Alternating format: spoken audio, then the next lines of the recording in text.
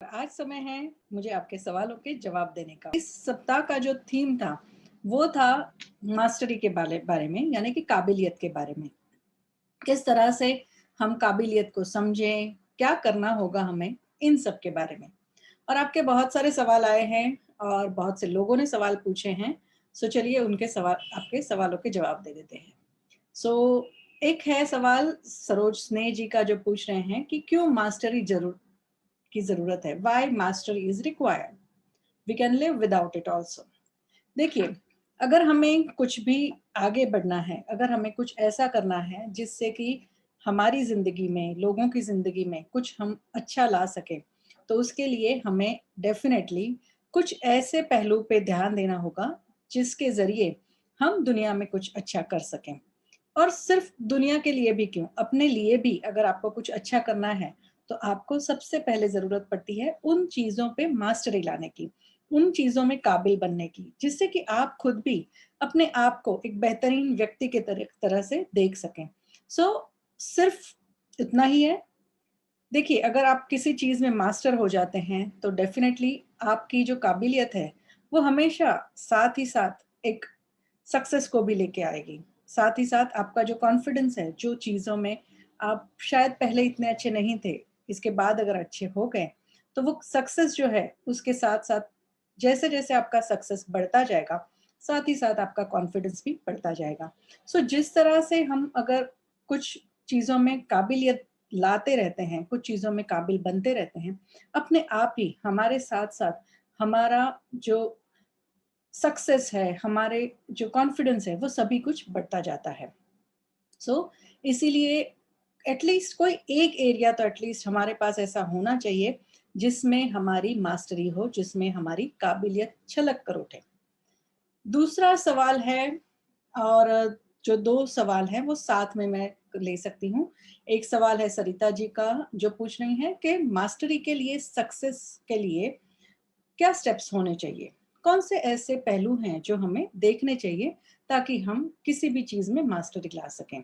और दूसरा सवाल शुभा जी का है, जो पूछ रही हैं how to master. So I can answer both these questions together. देखिए, आपको जिस भी एरिया में काबिल बनना है, जिसमें भी सक्सेस चाहिए, उसके लिए सबसे पहले तो वो एरिया आपको डिफाइन करना पड़ता है। क्योंकि अगर वो एरिया आपका डिफाइन है, आपका गोल आपके पास सामने मौजूद है, तो आप ऑटोमैटिकली उसके साथ काम करने की शुरुआत जब करते हैं, उस पे डटे रहने की भी आप शुरुआत कर सकते हैं। सो पहले तो एक आपको वो एरिया ढूँढना है, कौन से एरिया में आपको मास्टर बनना है। और उसके बाद बार-बार उसी को प्रैक्टिस करना है, जिससे कि आपकी मास्टरी आ सके। जैसे समझिए कि हम कोई क्रिकेटर का एग्ज़ाम्पल ले सकते हैं, कि उन्होंने जब एक एरिया तय कर लिया कि मुझे अब इसी फ़ील्ड में आगे बढ़ना है, तो उन्होंने वो एरिया को चूज़ करके उस जो उनको जो करना है, उसके लिए उन्होंने रोज़ प्रैक्टिस की है। सो वो जो रोज़ प्रैक्टिस करने की जो बात है, क्यों? क्योंकि हमारे पूरे शरीर के हर एक कोश को वो पता होना चाहिए कि हमें कौन-सी ऐसी चीज़ है जिसमें हमें मास्टरी चाहिए। सो वो जब रोज़-रोज़ करते रहते हैं, तो हमारे अंदर का जो दृढ़ आत्मविश्वास है, वो बाहर छलक कर आ जाता है। सो सबसे इम्पोर्टेंट जो स्टेप्स हैं, वो है, पहले तो चुन लीजिए कौन-सा एरिया है जिसमें आपको मास्टरी चाहिए, और उसके बाद डटे रहिए।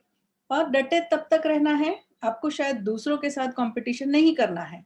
अगर आपके खुद के साथ ही, तो कल से मैंने कितना आगे अच्छा किया, वो भी हमारी एक मास्टरी के लेवल की हमारा एक नया अचीवमेंट हो सकता है, माइलस्टोन हो सकता है। सो ऐसा ज़रूरी नहीं है कि हम दुनिया के साथ कॉम्पीट करें। हम सिर्फ़ और सिर्फ़ अपने साथ भी अगर देखते हैं कि मैंने कल जो किया और आज जो किया, उसमें कितना फ़र्क है, उसके ज़रिए भी हम अपने आप को मेज़र कर सकते हैं। हम अपने आप के लिए भी अलग-अलग जो स्टेप्स हैं, वो तैयार कर सकते हैं। और बाद में जब आप 1 साल के बाद देखते हैं, तो वही आपको दिखेगा कि कितने छोटे-छोटे स्टेप्स का भी सक्सेस हो सकता है, और कितने 1 साल के बाद का जो सक्सेस है, वो कितना बड़ा हो सकता है। सो थोड़ा रोज़ प्रैक्टिस करते रहना, यही सबसे महत्वपूर्ण है, जब हम मास्टरी की बात करते हैं। सुष्मिता जी पूछ रही हैं कि व्हेन कैन वन स्टार्ट? सो कौन से दिन से शुरुआत करनी चाहिए? जब आपका गोल तय हो गया, जब आपने अपना ध्येय लक्ष्य निर्धारित कर लिया, उसके साथ ही उसी दिन से आप अपने जो आपका लक्ष्य है उसकी ओर बढ़ने की शुरुआत कर सकते हैं। और कब करना है? हर क्षण भी कर सकते हैं, पर आपको एक पर्टिकुलर टाइम अपने आप को ज़रूर देना है। आपको एक तय कर लेना होगा कि ये टाइम जो होगा ये मेरे इस पर्टिकुलर जो मेरा फ़ोकस है जिसमें मुझे मास्टरी चाहिए, उसके लिए मैं अलॉट कर रही हूँ। सो अपने आप ही आपको उसके बाद बार-बार उसकी प्रैक्टिस करती रहनी चाहिए। और वो जो दिन का जो समय आपने तय किया है, उसे कभी भी नहीं छोड़ना है। अगर आपने वो इस दिन समझो आपने सुबह का टाइम फिक्स किया है, तो वो सुबह के टाइम पे आपको रोज़, रोज़, रोज़, रोज़ प्रैक्टिस करते रहनी है।